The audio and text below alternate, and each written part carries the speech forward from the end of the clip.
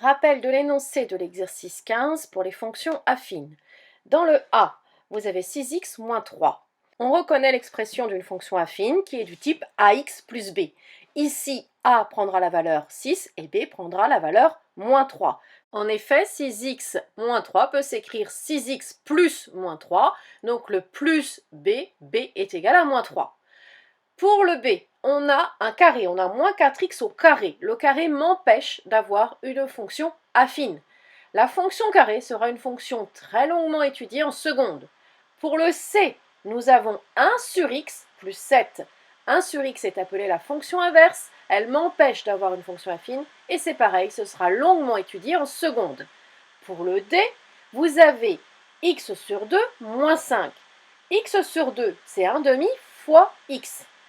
Moins 5, c'est plus moins 5. Ça veut donc dire que A est égal à 1 demi et que B est égal à moins 5. Vous devez être capable de changer l'écriture de votre fonction pour donner la valeur de A et de B. Pour l'exercice 16, faites très attention à la rédaction que je vais utiliser. Ne faites que la première question, puis corrigez-la pour respecter les exigences de rédaction. Nous devons représenter graphiquement une fonction affine. Une fonction affine se représente par une droite.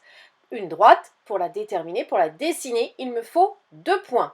Pour déterminer donc 2 points de ma fonction affine, je vais faire un tableau. Dans la première ligne, ce sera la valeur des x. Dans la deuxième ligne, ce sera la valeur de f de x. Les x représentent les abscisses, f de x est l'image, ça représente donc les ordonnées. Ainsi, j'aurai les coordonnées des points par lesquels la droite représentant la fonction affine passera. Je choisis une valeur pour x, c'est moi qui la choisis. Il est très judicieux de choisir 0, car le calcul en est très simplifié. Quand je remplace x par 0 dans ma fonction f, j'obtiens 3 fois 0, 0, moins 2, ça me donne moins 2. Puis je choisis une autre valeur pour mon x. Cette autre valeur, c'est vous qui la choisissez. Souvent, cela vous perturbe et cela complique la tâche, car il faut un petit peu réfléchir pour faire le bon choix de cette valeur. Ici, j'ai pris 3. Je fais 3 fois 3, 9, moins 2, 7. J'ai donc les coordonnées de 2 points, 0, moins 2, et 3, 7. Je choisis donc des points qui peuvent se placer dans mon repère. Et en plus, vous devez choisir des points assez éloignés. Plus les points sont proches, moins vous avez de précision en traçant votre droite. Prenez des points éloignés et vous serez précis.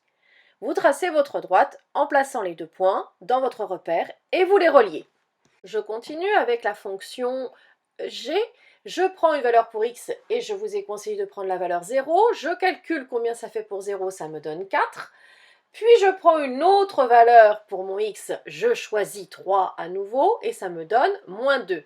La droite va donc passer par les points de coordonnées 0, 4 et 3, moins 2. Je les place dans un repère et je les relie. Pour la question C, c'est-à-dire la fonction h, je prends une valeur pour x et je prends encore 0, ça me donne 1. Je choisis une autre valeur, cette fois-ci je choisis 5, ce qui me donne moins 4. Je vais donc avoir la droite qui va passer par les points de coordonnées 0, 1 et 5, moins 4. Je place les points dans un repère et je les relie. Pour la fonction D, je remarque que c'est une fonction linéaire, ce qui rend d'autant plus judicieux le choix du 0 en abscisse. Je choisis une autre valeur pour x, ici j'ai pris 2. Donc pour 0, je trouve 0, fonction linéaire oblige, et pour 2, je trouve moins 6. J'ai donc la droite qui va passer par l'origine du repère et le point de coordonnée 2, moins 6. Pour l'exercice 20, on vous demande juste une lecture graphique du coefficient directeur de la droite, ainsi que de l'ordonnée à l'origine. Juste une lecture, pas l'expression de la fonction. Je vous rappelle la différence de vocabulaire. Étant donné qu'ici on me demande de travailler sur les droites, je vais parler de coefficient directeur. Si j'avais dû donner l'expression de la fonction, j'aurais utilisé le mot coefficient. Distinguez bien les deux, rien qu'avec le vocabulaire utilisé par votre professeur, vous savez sur quel objet vous êtes, une droite, une fonction, un tableau de proportionnalité ou un pourcentage. Je commence par la droite D1, la droite bleue. Je peux commencer par lire l'ordonnée à l'origine, puisque c'est l'intersection de la droite avec l'axe des ordonnées. Ici, l'ordonnée à l'origine sera 1. Puis je cherche des points dont les coordonnées sont précises. Il ne faut pas que je m'arrête au milieu d'un carré. Donc ici, j'ai plusieurs points. J'en ai même 3. À vous de choisir. Je peux prendre les deux plus rapprochés, les deux plus éloignés, peu importe. Prenons le point de coordonnées 0, 1 et je vais aller au point de coordonnées moins 1, 3. Je commence par regarder la différence des y, la différence des ordonnées. Je me déplace de 2 unités dans le sens des positifs, plus 2, divisé par une unité dans le sens des négatifs, donc moins 1, ça me fait moins 2. Et comme la droite descend, que le coefficient directeur soit négatif, c'est logique. Plaçons-nous maintenant au point de coordonnées moins 2, 5, pour aller au point de coordonnées 0, 1. Je descends pour savoir quelle différence en ordonnée j'ai. J'ai 4 différences d'unités, mais dans le sens des négatifs, donc j'ai moins 4.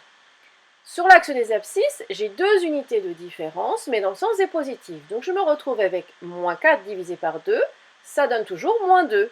J'ai le même coefficient directeur. Passons à la droite rose, la droite des 2. Je m'aperçois qu'elle passe par l'origine, c'est donc la représentation graphique d'une fonction linéaire. L'ordonnée à l'origine pour une fonction linéaire est 0. La droite coupe l'axe des ordonnées en 0. Pour le choix de mes points, j'ai 4 points possibles dont les coordonnées sont très visibles et très précises. Prenons 0, 0 et 2, 1. Je me déplace d'abord en ordonnée, une unité de différence, divisé par 2 unités de différence en abscisse, je trouve 1,5. Le coefficient directeur est positif, c'est logique, la droite monte.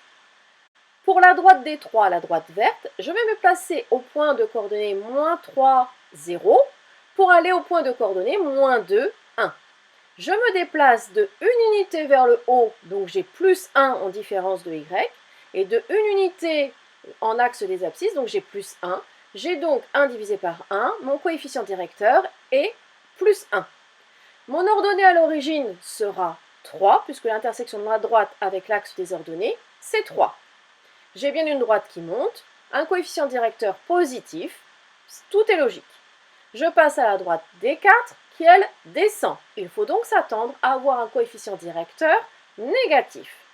Cette fois-ci, je n'ai pas trop le choix des points. Je vais prendre le point de coordonnées 2, 0 et le point de coordonnées 0, 5. Je descends le long de l'axe des ordonnées. D'abord, la différence des y. J'ai 1, 2, 3, 4, 5 unités de différence dans le négatif, donc j'ai moins 5. Divisé par 2 unités de différence en abscisse, donc ça me donne moins 5 divisé par 2. J'ai bien un coefficient directeur négatif. L'ordonnée à l'origine ici sera 5, puisque la droite coupe l'axe des ordonnées en 5.